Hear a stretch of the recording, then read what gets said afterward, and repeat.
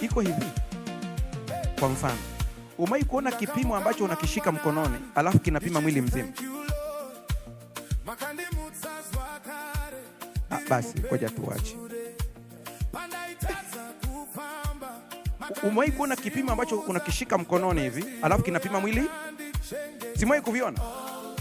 Kama kile kipimo kina ukweli, kwa nini serikali isinunue? Tunahangaika kupima ini na figo peke yake.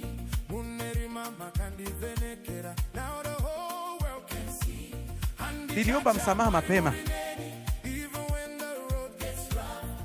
Tuchukulie kile kipimo kina ukweli, na tuna serikali ambayo inahangaika kununua mavipimo huko India, huko wapi, tunapima figo, tunapima ini, tunapima sijui nini peke yake. Ila hapa tuna kamashine, ukikaweka tu hivi kanapima mpaka damu.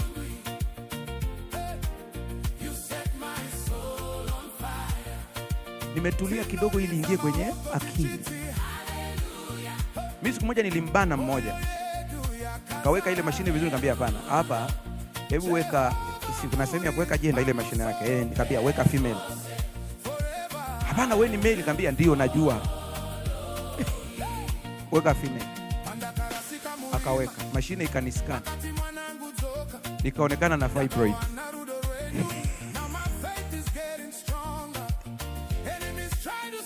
Sasa mimi kizazi na kitoa wapi?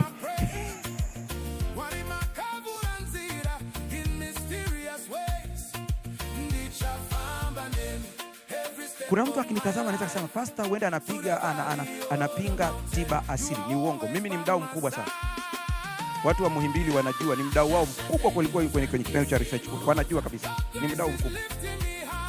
Lakini ninachokuokoa, usitumie mihemko kufanya maamuzi ya tiba.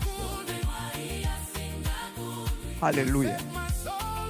Anza nao kujiongeza. Unapewa kitu kamoja tu, naambia kanatoa sumu,